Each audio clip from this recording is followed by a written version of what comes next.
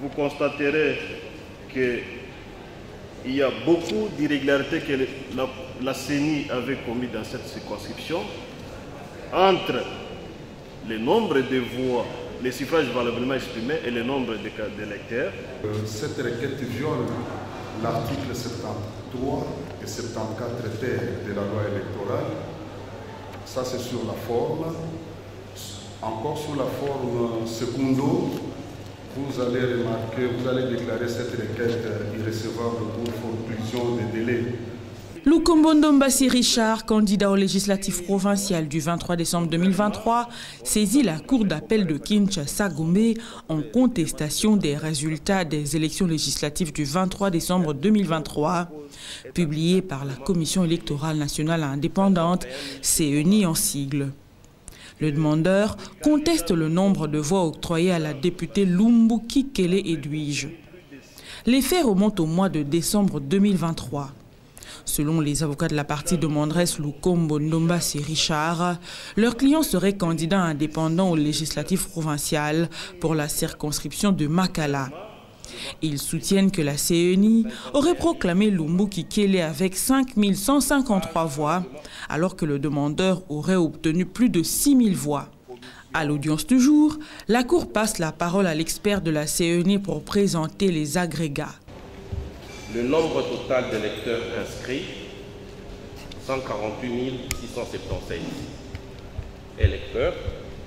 Nombre total de votants, 52 839. Taux de participation, 35,54%.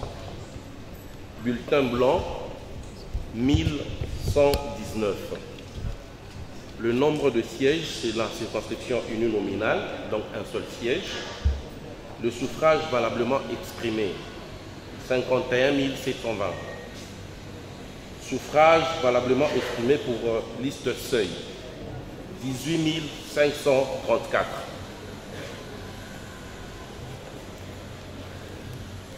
Sur l'attribution de sièges, il y a un seul regroupement qui a pris le siège, c'est le regroupement ACP-A.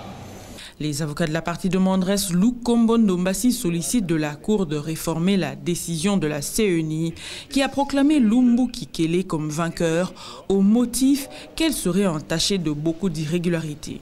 C'est pourquoi il saisit votre auguste cour afin de réformer la décision de la CENI qui avait proclamé Mme Lumbu comme étant vainqueur dans cette circonscription.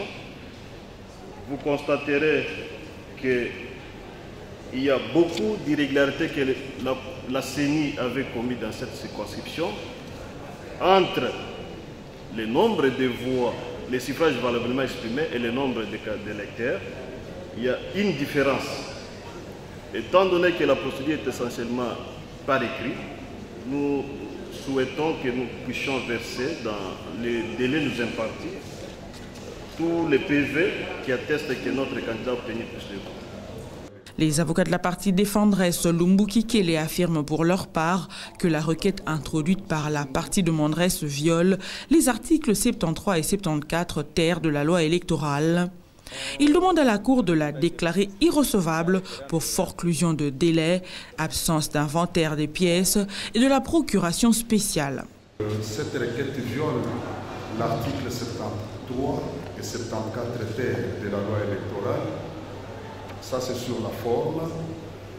Encore sur la forme secondo, vous allez remarquer, vous allez déclarer cette requête irrecevable pour forclusion des délais en déant duquel votre cour doit être saisie.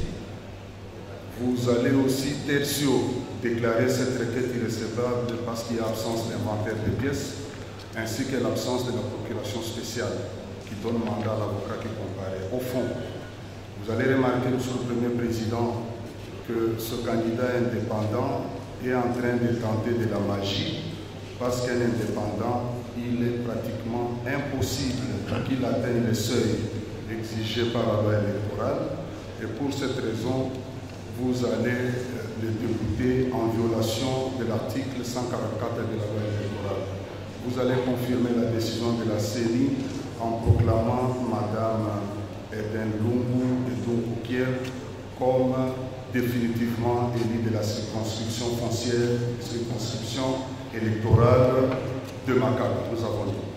Le ministère public, dans son avis, demande à la Cour de déclarer cette requête irrecevable. La décision attaquée n'existe pas comme pièce dans cette affaire. Au point que, à part la requête en protestation des résultats provisoires des élections et quelques fiches de résultats du reste produits en photocopie,